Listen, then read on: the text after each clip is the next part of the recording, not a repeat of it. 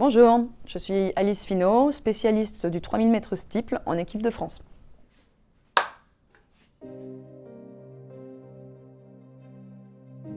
J'aimerais bien que tu nous racontes qu'est-ce que tu as fait avant d'arriver sur une piste d'athlétisme comme sport. À mes 3 ans, j'ai été mise sur des skis et j'ai été mise sur le dos d'un poney. J'ai pratiqué ça majoritairement jusqu'à la fin de mon adolescence, jusqu'au bac.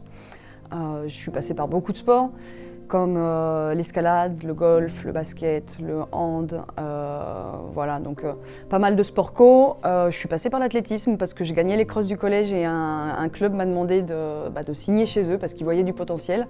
Et je participais seulement aux compétitions, c'est ce qui m'amusait.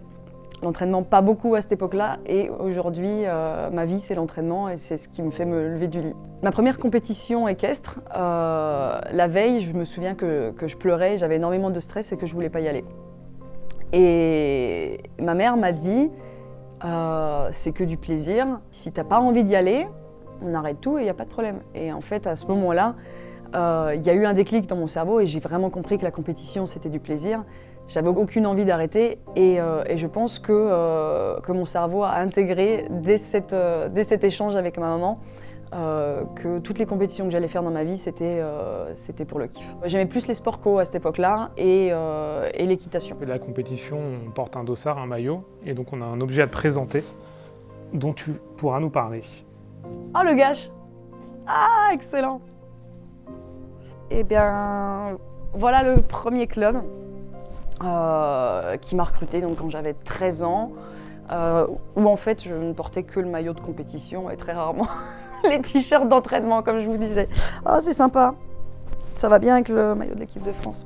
Ouais, une ambiance familiale, des gens qui avaient confiance en moi, mais surtout qui initiaient les jeunes à la course à pied. Mettre un maillot, un dossard, c'est tout un processus qui fait monter l'adrénaline et puis mettre le pied avec les autres filles sur la ligne de départ, c'est quelque chose qui faisait que j'avais envie de me surpasser à ce moment-là. Justement, pendant plusieurs années, tu vas arrêter quasi l'athlétisme, entre 19 et 25 ans. Pour quelles raisons ? J'avais envie de me consacrer pleinement à mes études.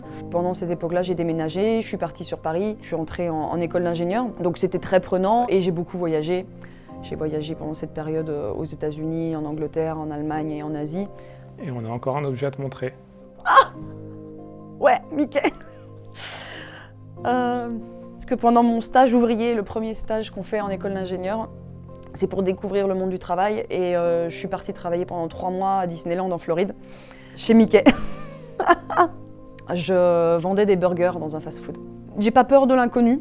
Ça veut dire que je peux partir au bout du monde, me débrouiller toute seule, trouver un logement, ouvrir un compte en banque, parler une langue qui n'est pas la mienne. Donc j'ai toujours eu l'habitude de sortir de ma zone de confort. Alors, je suis partie vivre à Taïwan pendant 6 mois et suite à ça, j'avais envie de profiter de ma présence dans le sud-est asiatique. Je vais rejoindre la Thaïlande par les terres. Donc je me suis acheté une moto et j'ai traversé de Hanoï jusqu'à Ho Chi Minh en moto. Ensuite j'ai pris un bus, j'ai traversé le Cambodge et ensuite je suis arrivée en Thaïlande, je suis passée par le nord et j'ai traversé jusqu'au sud et par les îles pour profiter. Et donc j'ai passé 2 mois et demi en Asie à voyager comme ça. Je crois que l'Asie a aussi été liée à ta reprise de l'athlétisme.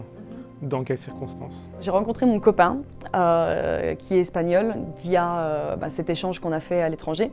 Et il m'a proposé de faire un semi-marathon auquel il s'était inscrit. Et il m'a dit cap ou pas cap ? Forcément, il ne faut pas me le dire, j'ai dit cap. Vamos. Et donc j'ai fait mon premier semi-marathon. Je m'étais jamais essayée sur cette distance-là et j'ai gagné dans ma catégorie.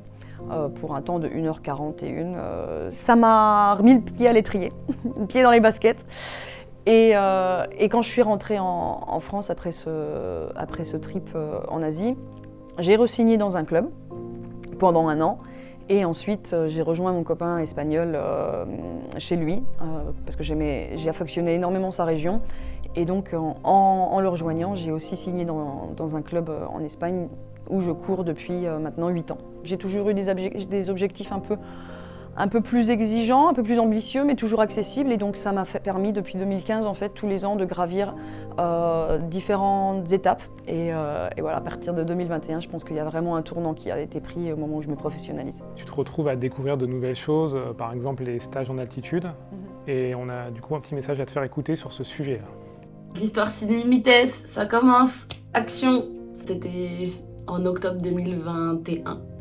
On était à Fourmeux et avec Alice, on s'est très vite entendu. J'ai un souvenir d'Alice qui, sur Matmal, elle part dans une rangée d'arbres là, avec son sweat bleu dans son legging.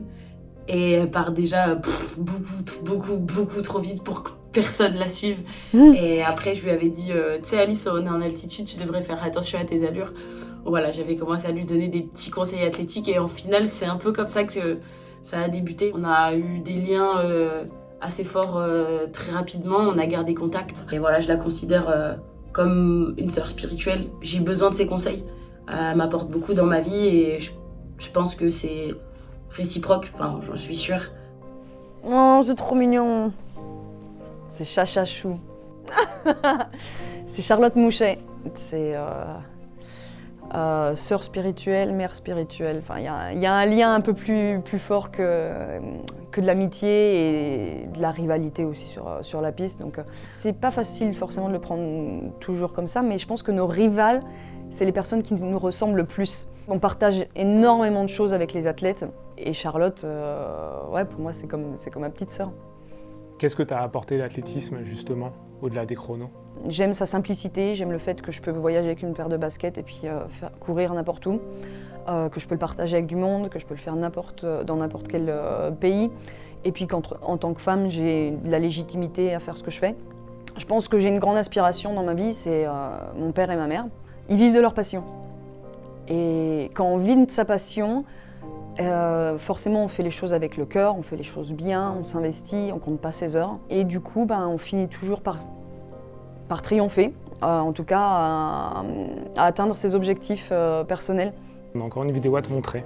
Tu as eu la chance de naître avec un réflexe de survie, puis encadré par un caractère très persévérant qui t'a permis de traverser de nombreuses opportunités.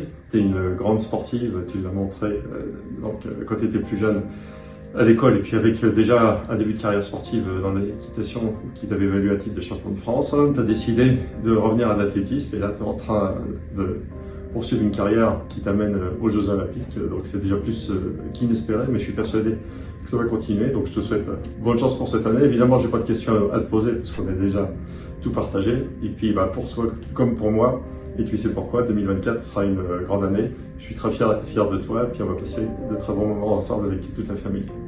À bientôt. Il parle bien dans la caméra. Papa. C'est génial, merci. J'ai la nervosité et le dynamisme de ma maman et j'ai l'esprit de gagne et tout ce process pour amener vers l'objectif qui découle beaucoup plus de mon père, de notre formation ingénieur, technique, scientifique, etc. Donc voilà, je pense que j'ai un cocktail explosif entre les deux qui fait que qui m'ont donné les clés essentielles pour aller vers mes objectifs. Ce qui va les faire vibrer, c'est de me voir sur la piste, de pouvoir profiter de ce moment avec moi et de savoir que quelqu'un qu'ils connaissent, dont ils connaissent l'histoire, quelqu'un à qui ils peuvent s'identifier finalement, va être sur cette piste et va répondre présente ce jour-là. Donc moi je vais donner mon maximum pour donner ma meilleure version sur les Jeux Olympiques de Paris.